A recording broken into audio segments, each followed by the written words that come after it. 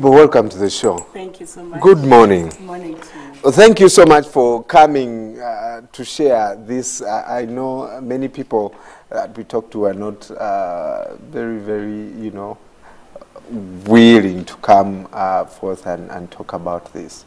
But I thank you. How did you... I don't even want to use a stepmother kind of title. But what is your story? How did you get those children? I happened to be a second wife of my husband, who is Mabel Okwalinga. And it happened that he had lost a wife. Right. And after that, he decided to remarry. And that's how he chose me. And I got him when he had already had 8 children with the late. Wow.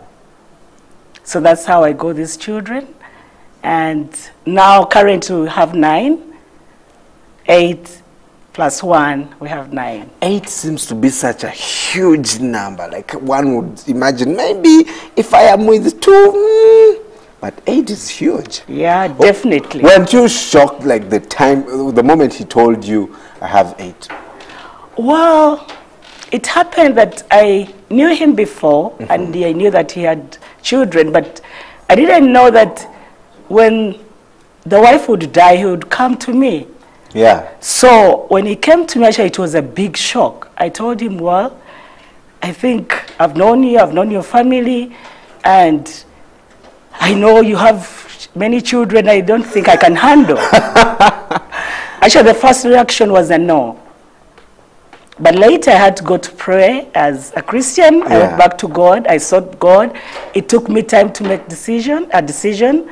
I talked to my pastors, we prayed, and later I knew that this was the man that God had chosen for me, because I had the conviction, and really God spoke to me that the true religion is to care for orphans and widows. Yeah. I mean, it's still sinking in. 8, you reach there, and you have to take care of 8. What was the first reaction, these kids, especially the children? Maybe for you are prepared, you fasted, you prayed with your pastors, so somehow you had prior knowledge of what you are going for. But what was the reception when you got there? Well, personally, I didn't know what I was entering into, because no one counseled me, no one talked about it, no one helped me that this is the way to handle stepchildren. And when I went, of course, they had just lost their mother, like 2 years. And of course, the first reception was rejection. You know, it's like... Who are you? It wasn't easy for them to get in me, to accept me as a mom. And it was a big challenge. But because down deep in my heart, I knew that God had spoken to me, I had to take my position. As a mother, I take my position and say, this is what God has entrusted in my hands. I'll take my position, I'll love them, I'll care for them. And that's what I chose to do. Did you have to impose? And ultimately, they said, well, she's here to say we might as well leave it. Or what did you do to make them feel that you are not a bad person? Well, what I had to do is I had to keep my heart right, to love them, to accept them, and to offer them all that is needed. To offer them the good environment for the basic needs, to offer them going to schools. We've been able to see that they go to good schools. We've cared for them. So I've done that. And for years, that is what I've done, because down the road now, I'm working the 11th year in marriage. And I've kept my heart right. I've kept loving them, in spite of many challenges that come alongside it. I know that I'm not the perfect of the perfect stepmothers, but down deep in my heart, I've chosen to do what is right. To my children, because when you ask me how many children do I have, I will always tell you I have 9. I have 9. I have 9, and people many times get surprised to look at me and give me the 9. I mean, it can't measure. But you know, I tell them that's what I have. They are my children. So I've taken them in as my children. I've done what I can to love them. I've done what I can to support my husband, to see that these children are growing up in really the uprightness of any other child who can be able to be brought up by a normal the biological mother or a stepmom. They say that sometimes it's much easier to raise stepchildren if the biological parents are involved. How much support does Mr. Okwalinga give? And at that point when you had just come in, what did he do to make you feel like this was something that was not going to stress you out or be uncomfortable for you, not just for you, but for the children also? Well, what he has supported me in is, one, he has a very good heart, upright heart, and he has always stood for the right. I mean, he has always helped me to say that I got you because I wanted you to be my wife and a mother to my children. And that one rang the bell from the day one when he was suggesting to me that really I want to get a mother and a wife. So that one, even when I went in, he has been a support to see that I'm a mother and as I'm a wife. And even when things don't augur well, he has been there to support me. He has been there to support the children. So he has been a great support to me to see that really I mother these children. And he has been a very good figure, a very good example to me and to the children. And he has been very prayerful. Can you recall an instance where you had to, like the first time you had to discipline one of the children? And how did that go? I mean, you've just come into the home and now you are disciplining me. Are you kidding me? I think I would freak out personally. Like, what? You're disciplining me? You're not my mother? Do you recall that? Yeah, I recall one of my kids that I first disciplined was the youngest by the time I met when he was 2 years. Right. And this is Paul. He has done something and I had to put him down to spank him. And I mean, it wasn't very easy for him to accept it. But I told him, Paul, I have to discipline you because you've done a wrong thing. And I'm doing this out of love. And I've done it. And I think it is bringing results. What did that bring, like, from especially the older kids, like, how dare you beat our brother? Well, the older kids seem to be, you know, they have a grasp of things so they can talk back to you if they want. No, for this case, they didn't come to me directly. I don't know what happened behind them. But what happened is, after spanking him, that was it. What happened on the other side, I don't know. But because he had done something wrong, and I felt as a parent, it's my responsibility to bring up these children uprightly, because at the end of the day, I'm accountable.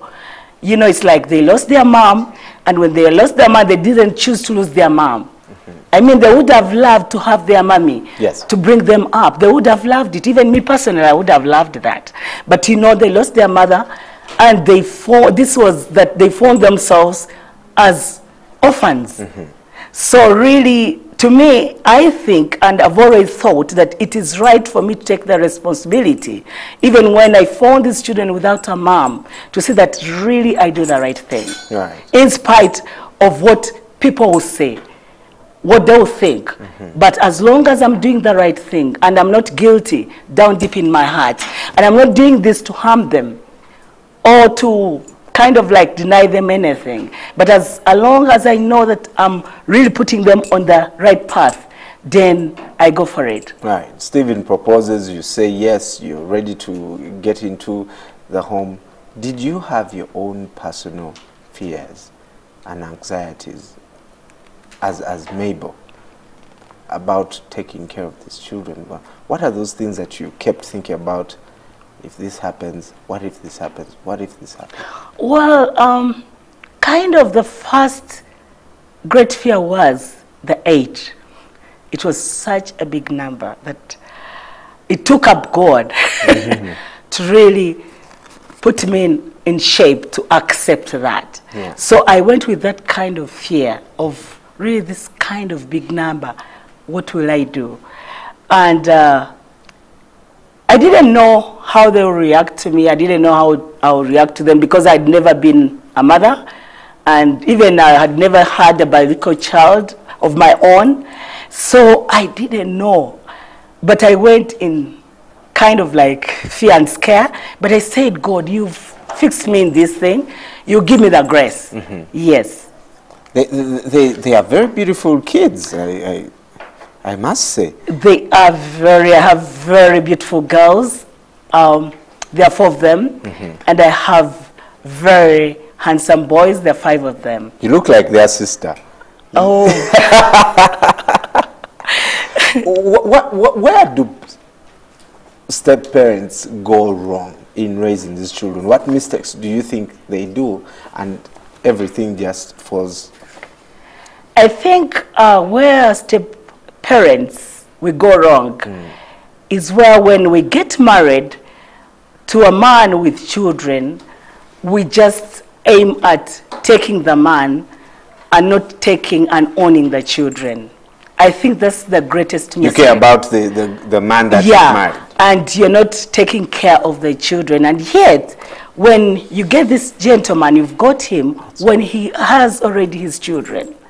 And to me, I would think that it is right when you get to this man, you should even take what his responsibility or what he has been having. And that is the most challenging time, that when stepmothers come in, there's a lot of competition, there's a lot of fight, there's a lot of not wanting to want good for these children. I mean, there's that selfishness that, you know, these are not my children. You know, I don't have anything to do with them, which I feel we go wrong as stepmothers.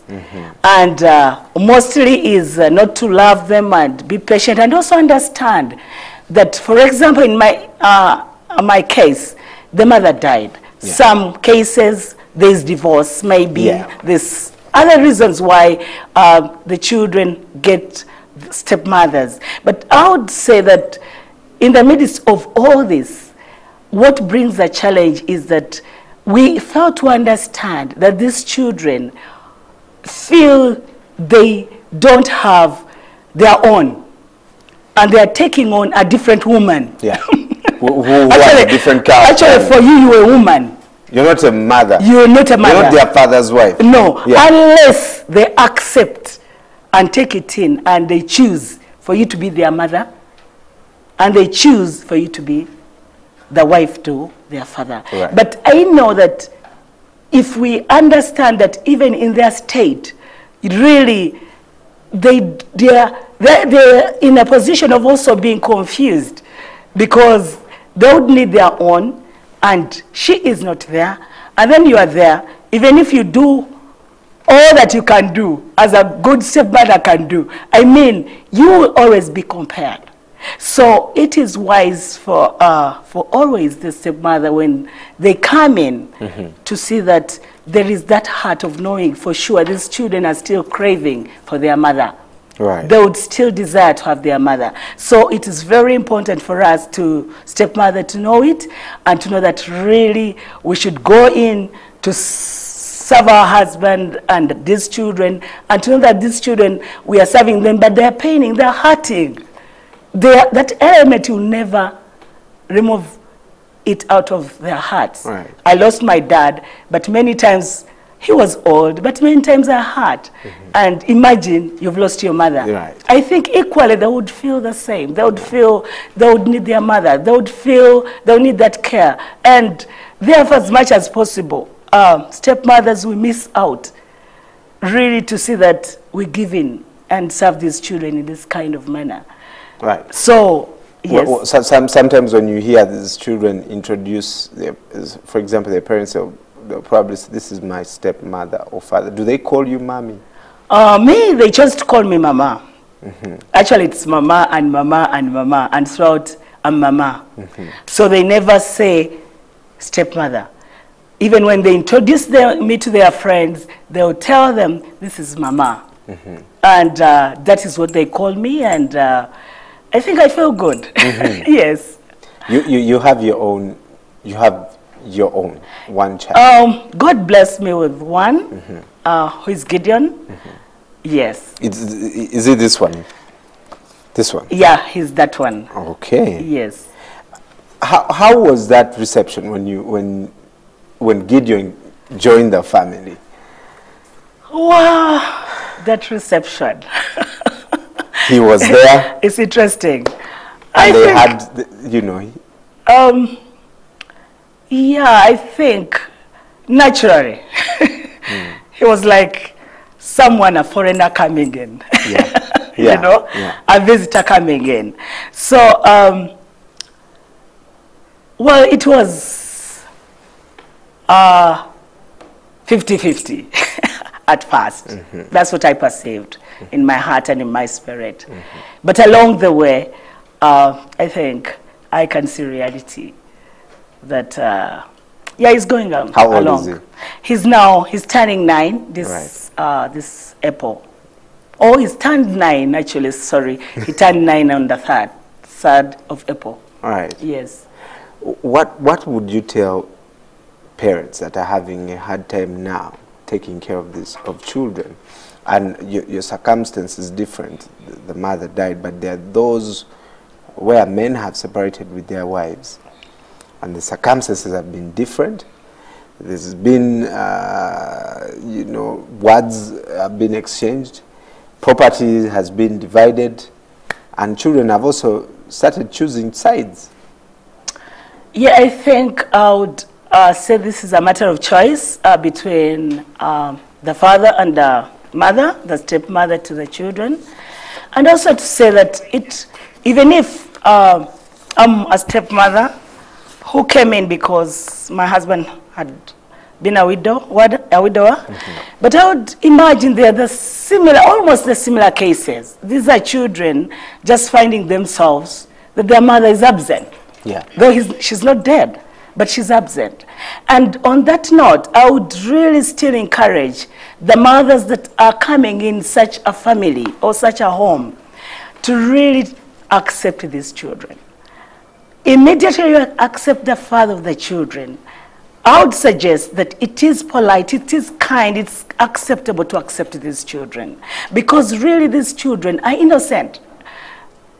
They are very innocent. Do stepmothers understand that, for example, if they are rude to the children, the man is likely to hate them too if they are mistreating their children, his children? Actually, to fathers mostly, what I've done, the little research I've done to ladies who are stepmothers is that fathers who have lost their wives or those who have divorced, they tend a lot to really have a heart for the children. So much. In that, if a mother is not very careful, I mean, you can lose out. Because you may think you are doing the right thing, but yet the man, down deep in his heart, he's calculating and knowing you are not going to be able to support him, to be a support. Yeah. And as a result, I think you may not get all that you may get from this gentleman. And as a result, you may not live at peace and with joy in this marriage. Right. So it is really a crucial thing that mothers should know when they get married to these men who have already their own children. They should accept the children, love the children, and take both the father and the mother, be one. Have the one heart towards these children. Right. Yes. Mabel, thank you so much for coming in. Welcome. I hope one day I'll be able to talk to the kids. Yes. And get their perspective. Yes. That's the perspective of Mabel Okwalinga, who raised 8. Wow. We should celebrate this lady. My studio audience should be clapping. Yes, that's very remarkable. Well, good luck in everything. Are they watching now? Maybe some of them. Some yes. of them are watching. Yeah, I'm not sure. Yeah, but some of them are. love this busy woman. here Love now. this woman. She's like, love your mama. That's the perspective of a mother. Next time we'll look at the perspective of a father, but also the children. How do you raise stepchildren? And you know, it's very easy for me to sit here and talk about it and tell you to be loving and caring. But life has different stresses these days. Driving from work to school, from one sports activity to the other, not just dealing with the children, but also the husband. And we would just sit here and say, oh, take care of it, take care. You have to deal with it at the end of the day. It is different with every couple. It is different with every person. One thing that works, though, is communication between you and your husband or your wife. That can help you bridge the gap between you and your children. Let's take a breather. When we come back, we'll be talking sport with Mabel and Aisha.